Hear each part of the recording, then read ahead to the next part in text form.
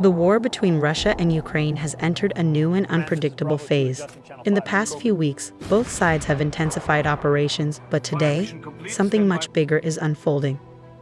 A new massive counteroffensive is reportedly underway, one that could shift the direction of the entire conflict. In this video, we break down what is happening on the front lines, why this offensive is different, and what it could mean for the months ahead. Over the last several months, the fighting in eastern and southern Ukraine has been intense, but relatively stable. Front lines shifted only by a few kilometers. Both sides dug deeper trenches, fortified defensive zones, and prepared for larger operations. But in the past 72 hours, reports began to surface across multiple channels, Ukrainian, Russian, and independent observers, that Ukraine has launched a coordinated, multi-front push. This offensive is not just another assault. It involves drone swarms, precision artillery strikes, special forces infiltration, and simultaneous pressure on three major sectors: the Kharkiv region in the northeast, the Donetsk front, especially around the Bakhmut-Chasiv Yar axis, and the southern Zaporizhia corridor. Each of these areas holds strategic value, and the success of one could reinforce the others.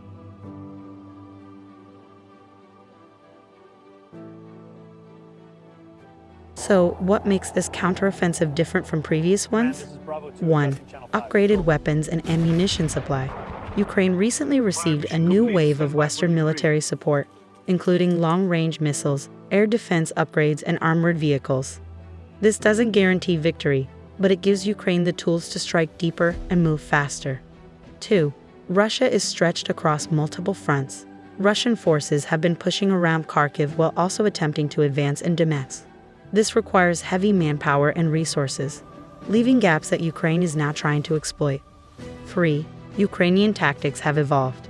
Analysts point out that Ukraine is shifting from large armored assaults to small, mobile, coordinated attacks using drones for targeting. This reduces losses while increasing pressure on Russian positions. 4. New intelligence support. Satellite imagery, surveillance drones, and electronic warfare assistance from Western allies have improved Ukraine's battlefield awareness. This allows them to identify weak points more accurately. The most heavily contested regions since early 2024. Russia attempted to push toward the city, capturing several villages along the border. But recently, Ukrainian forces launched a sudden counterattack. Using night vision drones, mobile artillery, and infantry fire teams, Ukraine recaptured several key positions. Analysts suggest that Ukraine's goal here is not necessarily to push Russia back to the border, but to force Russia to divert troops away from other fronts. This tactic reflects Ukraine's broader strategy: create pressure, create confusion, and stretch Russian defenses thin. Around Bakhmut, Chasiv Yar, and Avdiivka. But now, Ukraine is striking back. Reports indicate that Ukrainian special forces have launched stealth raids behind Russian lines, targeting supply depots, command posts, and artillery sites. This is designed to disrupt Russian logistics before larger Ukrainian mechanized units move in. Meanwhile, Ukrainian drones have been destroying Russian armored vehicles at an increasing rate. These drone strikes are critical because they slow down Russia's offensive momentum and buy time for Ukrainian infantry to reposition.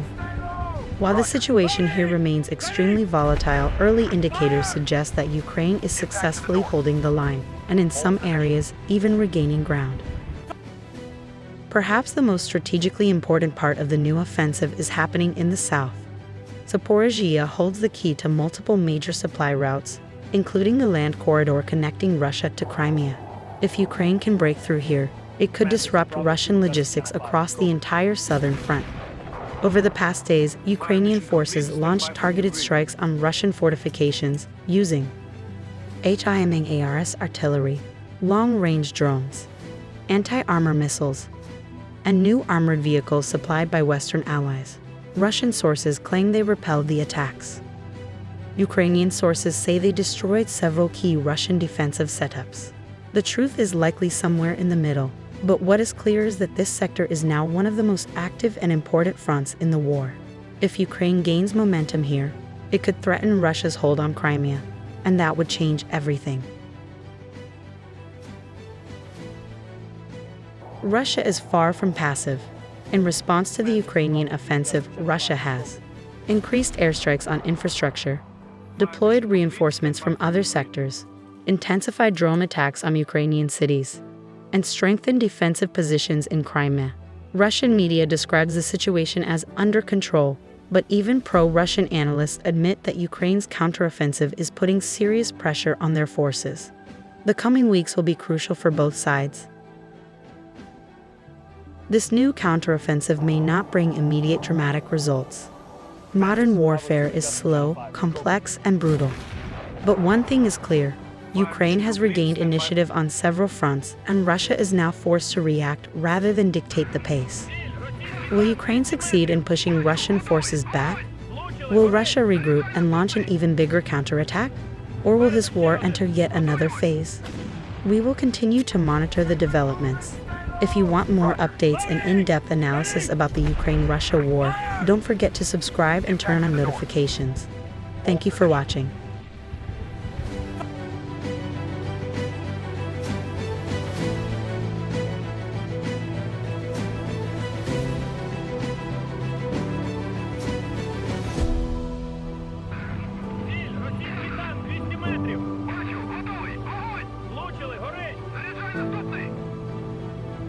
Попереду ще один.